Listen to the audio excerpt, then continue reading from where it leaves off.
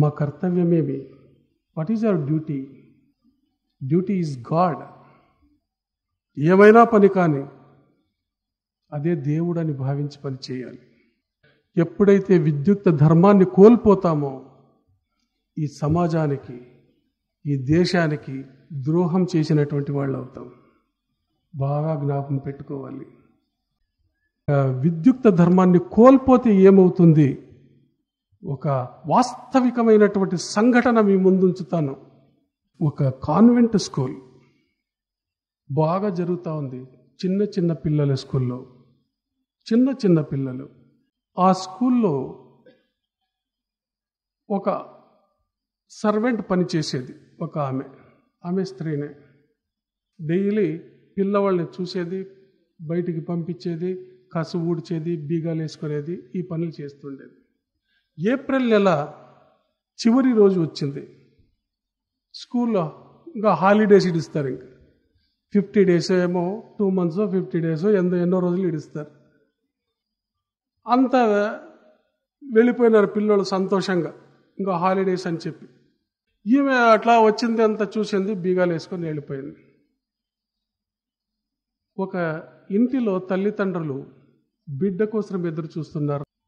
5 గంటలకు రావాల్సిన ఆ బిడ్డ 6 అయినా రాలేదు. వెంటనే పోయి హెచ్ఎంని అడిగినారు, మా పాప రాలేదు చూడండి అంటే, అయ్యో అందరూ వెళ్ళిపోయి ఉన్నారు కదా.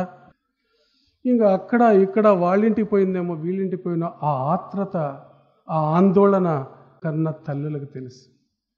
మీ పిల్లలు సరి అయిన సమయానికి ఇంటికి రాకుంటే హృదయం ఎట్లా కొట్టుకుంటుంటుంది.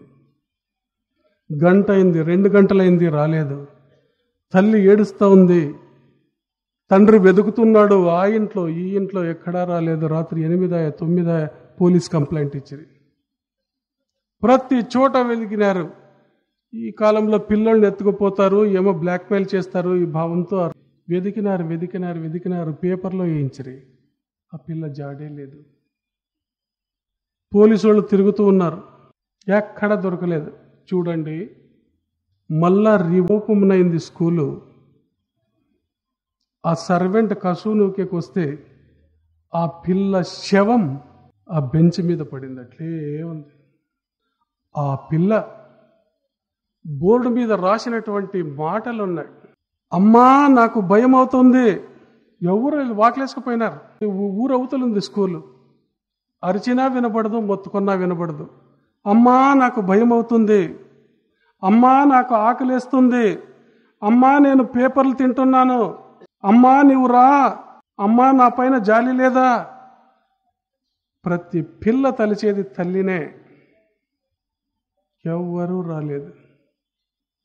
కొన్ని రోజులు చాక్పీస్ తినింది, కొన్ని రోజులు పేపర్లు తినింది. అరిచి ఎంత భయంకరమైనటువంటి పరిస్థితి అది. ఊహించగలరా? అనుకుంటేనే కళ్ళలో నీళ్ళు వస్తాయి. ఆ చిన్నారి ఆ పాప ఎలా ఓర్చుకునింది, ఎంత భయపడింది ఆ సందర్భంలో.